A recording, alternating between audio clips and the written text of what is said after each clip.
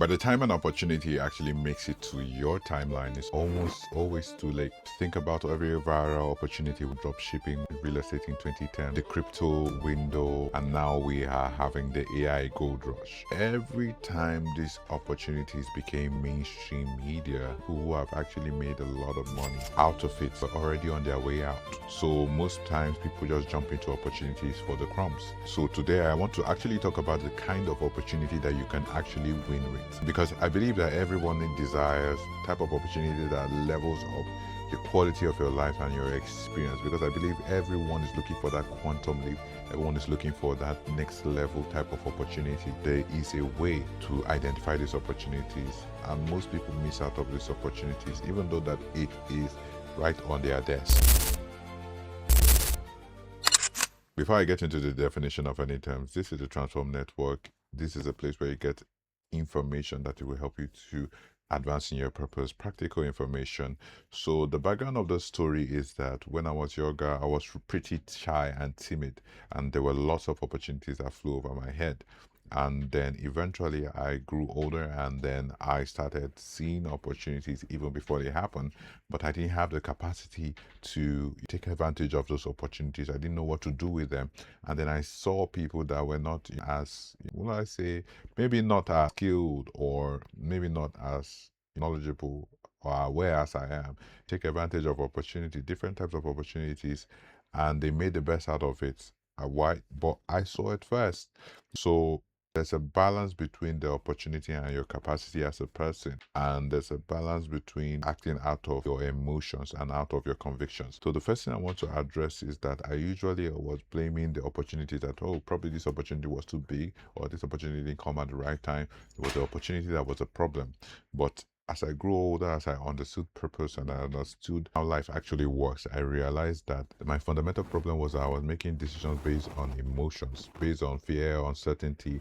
And the reason that was happening is because I wasn't properly educated on how opportunities work. People that make decisions based on their feelings, based on their emotions, not convictions.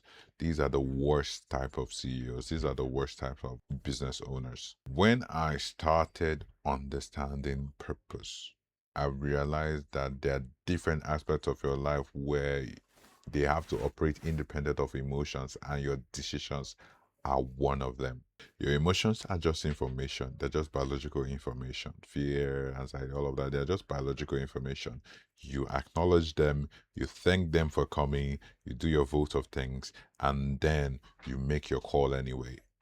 There's a thing that Jeff Bezos talked about, minimizing your risk. It's a framework that he talked about when he said in 1997 he was working at a top hedge fund. He was a vice president, all of that, making good money and everything. But he identified an opportunity, and he said he was going to quit his job and he was going to start an online bookstore. And mind you, this was a time when the internet wasn't mainstream. He was right there saying he's going to bet on this technology and he's going to build an online bookstore. That online bookstore has become the multi-billion dollar, trillion dollar company, Amazon, that we knew or that we know today. But all of this started when he had the conviction that this was an opportunity worth trying out. And he said that he asked himself, he had to go forward to when he was 80, and he was asking himself, which version of this story will I regret more? Staying safe and never knowing, or trying and failing? And that question itself, he called it the regret minimization framework. That question gave him an instant answer in which he was able to act and make his decision immediately. He didn't let fear do the math for him, but he refused to let fear take the driver's seat. And we have seen this happen over and over again with the top voices that we admire. So where I'm going with all of this is the definition of an opportunity. And if you redefine how you see an opportunity, you're going to reframe your entire trajectory of your life. I'm going to tell you why people hear it. A lot of people agree with it, but they never act on it. So just stay with me. Let's strip it down bare bone. An opportunity is simply a set of favorable circumstances. It could be a job, it could be a business, it could be a relationship, anything really. But the point is that it lets you do something. It actually lets you do something that you couldn't do before. And that's it. That's the whole definition. So the part that nobody tells you is that opportunities always show up as problems. opportunities always disguise themselves in problems. And if you don't understand what I said about the emotions, now you see the point is that if opportunities come as problems, and problems are typically things that we do not want, they're typically things that bring up negative emotions in our lives. They're typically things that we want to discard off, and they introduce a lot of frustration. How then is it that opportunities then are hidden in these problems? And this is the part that a lot of people don't talk about as much as they should, especially motivational speakers. So opportunities show up as problems. Someone is annoyed, somebody lost their job, somebody can't figure out how to do a thing, somebody's paying way too much for a service that should be 50% the price. Those are not just noise or just emotional disruption to your peace of mind. That's actually the door, that's actually the opportunity. If you see popular examples like Airbnb, so two guys went for a conference, they couldn't get a hotel and they couldn't afford to pay the rent. That's how Airbnb started, from a problem. And the same thing happened with Uber. They went to Paris and they couldn't easily get a cab, or they couldn't figure out a cab in Paris in the snow.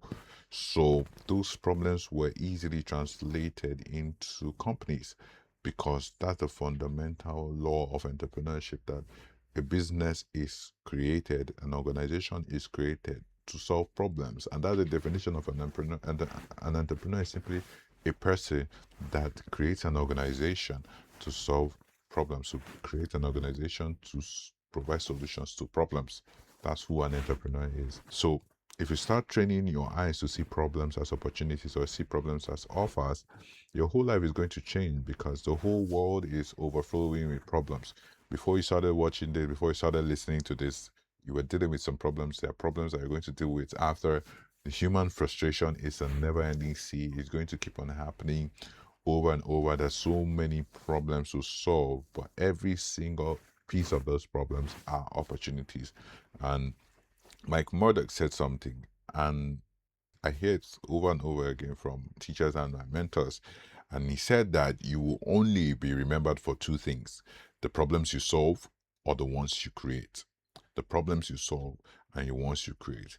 You think about it critically. It's not your follower count, it's not how much money you can flaunt around, the cars that you have, your degrees, and all of that, not your job title, but it's the problems you solve or the problems you cause. That gives a deeper meaning to purpose and our life on earth. You understand? So I want to take a jab at job versus work. Because if you look at jobs are invention of human ingenuity. That jobs are an invention of capitalism. If you look at the story of Genesis, you see Adam was working before man fell. So work is not a consequence of man's misbehavior. Another thing to know is that Adam wasn't being paid for working. So the way we understand how our efforts translate into value, problem solving, and value exchange is completely flawed. But we're going to stick with the way that everyone understands it for the purpose of this analysis. You're only remembered for the problems you solve. A lot of the times, people only try to solve problems that they are going to benefit out of. They're going to make money out of. They're going to make the most money out of. So they try to solve those problems. But actually, there are certain problems that you're actually called to solve. Your specific combination of your experiences in life prepare you to solve some certain types of problems that are in line with your purpose, that are in line with your reason for being here on the earth. So look at the people that you value, look at the people that you look up to, look at the people that are famous. They are solving one problem or the other in your life. And anybody that you don't admire, anybody that you don't look up to, anybody that's not influential in your life, you will typically look at it. They are not doing anything of value in your personal life. You're not solving any problem in your life. That's the truth. And that's just how it works. Thomas Edison, famous for the light bulb. The reason why he's irrelevant today is because when there is darkness, we see his invention at work, solving a problem for us. This is why we keep on hearing his name. Isaac Newton. We hear names of people that keep on reverberating throughout different generations, because these people actually solve real problems for people, and their names are forever engraved in the sands of time. So if you really want to matter, really want to create impact, you need to forget about money first and then focus on solving problems. All right. So when you build capacity in solving problems. There's something that happens to you because a lot of people think of opportunity backwards. They think that the opportunity comes first and then you get ready for it. But that's not how it works. By the time you see the opportunity, you're either prepared for it or you haven't prepared for it and it will expose you. There's no in between, there's no last minute. I mean, of course, there are outliers, but the reason why the outliers even succeeded, even though they got prepared for the opportunity late, is because some way life had already equipped them with some level of competence for that problem, and that's the truth. So one way or the other, we have been equipped to solve problems naturally by our natural experiences. So we understand problems and we understand solving those problems in a particular way, in a particular context. So but we cannot apply outliers to the general understanding of how things work. So the fundamental way of things, how things work, is that opportunities do not wait for you. You prepare and you wait for your opportunities. Your convictions are important because your convictions point you to the direction to which the opportunities you have been called to solve. If you try to solve every problem, you're not going to make any headway. You're just going to expend your energy and spread yourself thin, and at the end of the day, you're not going to be relevant, you're not going to be valued, nobody's going to know who you are. And of course, we are not doing these things for people to know who we are, right? But then there's a reason why the light of the world is not supposed to be covered under a bushel, right? Your light of the world is supposed to shine for all the others to see. And even the Bible says, where he says that the Gentiles shall be drawn to your light and the kings shall drawn to the brightness of your rising. That's the effect of being a solution. That's the effect of being valuable. So it is a consequence of you being valuable. It's not something you should desire. You shouldn't desire. Influence is a consequence of you being valuable. All right. So when you understand how the role of preparation and in how it relates to opportunities. You see this especially in the lives of athletes. An athlete would typically prepare almost a whole year just for one event. He goes to the gym, he has this rigorous training schedules, he has his coach that's tough on him, he has this strict diet, he's cutting down on different things, he doesn't eat certain things because he's preparing for an opportunity that is coming in the future, right? There are lots of things that can happen that opportunity may not come the way he wants it, because the opportunity typically is not in our control. But then, nevertheless, the athlete prepares himself for that opportunity, whether it comes or not. You're right, he's going to be prepared because he knows that one day it comes. When the scripture says that the race is not to the swift, is not to the rich or whatever, but time and chance happens to them all. That's exactly what it is, because human frustrations never end. If the world didn't need you, why would God create you? If the world didn't need you, why would we be here? Why would we be alive? So the reason that you're alive, the reason that you're here, the reason that you know what you, reason why you do what you do is because you are needed. The world needs you.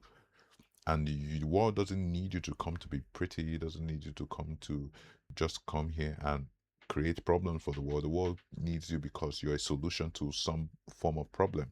And when you try to solve all the problems because in the name of hustling, then you spread yourself thin and you walk out of purpose, and then you become extremely frustrated at life and you lose the meaning of life. But when you understand that you have a purpose that you are here to fulfill, you have what you're called to do, then you build capacity. You go deep in that. You go deep, you prepare, you build capacity, you solve similar problems, as much problems that come your way within that industry, because the opportunities will definitely come. This quantum belief, this life-changing opportunities that are beyond our control will always come. And when they come, if you're not prepared, it's going to expose you. But if you are prepared, if you have this understanding that I'm telling you right now, then you will experience a level of quantum leap that you couldn't even imagine or you couldn't even prepare for yourself. So the real question right now isn't where are the opportunities, is what problems can I become dangerously good at solving? If you can answer that, then the opportunity becomes inevitable. I'm telling you, this is the law, this is the principle. The opportunity becomes inevitable if you can really sit down and ask yourself, what problems can I be incredibly good at solving? Another proof to this is that the best entrepreneurs in life, they never build outside their area of expertise, their area of experience. You see that the natural flow of opportunities to problem solvers are within their context of experience and within their context of competence. You see people that were computer science, people that created the best technologies, they have their backgrounds in computer science, they have their background, they worked in a computer firm. You see the largest hedge fund managers, you see asset managers, they worked in a financial firm. They worked, they're always providing solution in line with their experience, in line with what they have seen, what they know, and what their area of expertise. That is the principal way which we can approach and prepare for opportunities, because we never know the kind of problems that are going to arise, and that's the truth. But if you have built a track record of solving problems in a certain industry or in a certain niche, then what you're going to find out is that when a new problem arises, because of your accumulated experience and competence solving problems in similar area in the same context, when these new problems come out, you're going to be the guy that everybody looks to call to solve that problem. You're going to be the guy for that problem, and then that becomes your opportunity. So let me consolidate this. So how do we actually start solving problems? Solving problems require ideas, and there are really just two ways ideas come to you. Ideas either come to you by chance, like I said, you were working somewhere, you saw a vulnerability, you saw an inefficiency, and you decided that you want to you decided you want to correct that, and then you start an organization to correct that. That is by chance, because you didn't really do much to come into that idea or that opportunity. But there's also come to seekers, people that actually go out there and put themselves in spaces where they could receive inspiration, and they could see and spot problems that they can actually solve, and you become valuable in society. The most important thing for you to do is to become a seeker, because if you wait for chance, you can't really build a life on chance, because you never really know what happens. Even when the Bible says that you should wait on the Lord, the word wait there, it doesn't mean sit and do nothing. So you have to be seeking daily. You have to be seeking for wisdom. You have to be seeking for knowledge. You have to be seeking to gain greater awareness, so that eventually you will collide with an idea, an inspiration that is going to set you apart from your generation. That's how it works. So the idea has to come for the solution to that problem that has been burdening you. That is your strength. That is your unfair advantage. And then the real next stage is how to convert or go from the idea to reality. Because everything we know, everything we experience was once an idea. The phone we're using, the cameras, the microphones, everything was an idea in someone's head. But the difference between an idea and something that people will actually pay for, people will actually draw value from, is time and process. You had to go through a certain process, getting the material, sourcing the experts that are going to build it, and then all of that took a particular time. It took maybe years, it took maybe months, whatever the case may be. But going from idea to reality, the only difference between idea and reality is time and process. So you need to understand how to stick, how to identify the right opportunities, and how to come up with the ideas by being a seeker, or come up encounter the ideas by chance, or the ideas of providing solutions by chance, and then go through the time and the process to making it a reality for the people that are in need of that which you have to offer. That's it. The biggest problem to all of this is that we always try to solve every problem, and that becomes a limit to us, because if you understand that you're called to solve a specific type of problem, you have the expertise and the competence to solve a certain type of problem. You can't be a generalist in a world that pays specialists. You spread yourself thin, your value becomes diluted, and then you don't get what you're worth in the world. You don't get the impact that you're worth in the world. So if you want to really maximize your impact, maximize your efficiency in what you're doing, you have to know your lane and stay in it. So don't be that guy that when they realize that problems are opportunities, they try to solve every problem. No, we're not called to solve every problem. We're not God. Just pick a specific problem, pick a niche that you are specifically skilled in that niche, and go deep in solving that problem. Go deep. And that's how you build capacity. That's how preparation compounds. Solving similar problems repeatedly is how you build pattern recognition. It's a critical skill for highly efficient people, highly ambitious people. The most successful people have pattern recognition because they have been able to solve certain similar problems in similar contexts over and over and over again, that they'll be able to recognize certain patterns because they have done it, they have practiced over and over, they are prepared over and over. So when this opportunity comes, they have the experience to be able to solve that problem in seconds. And that's why they get paid higher, because they have that pattern recognition due to practice. So because they have prepared, when the opportunity comes, they're not scrambling like everyone else. They're ready because they have been ready for years. And this is the place you want to be. That's the purpose of me recording this. This is the place you want to be. You want to be prepared. You want to know how to identify opportunities. You want to know what an opportunity looks like when it comes from you. You want to know your role, taking advantage of those opportunities, how to identify the right opportunities. So let me close all the loops that I have opened and say that fastest way to level up in life is opportunities, real opportunities, not the type that everyone is chasing, because typically those opportunities are on their way out, right? But the real opportunities to come disguised as problems, and not just any problems. The winning strategy will be become someone that can solve a specific type of problem before it even shows up. Pick a lane and stay there and go deep into it until you become the guy that everyone goes to when it comes to solving this particular problem.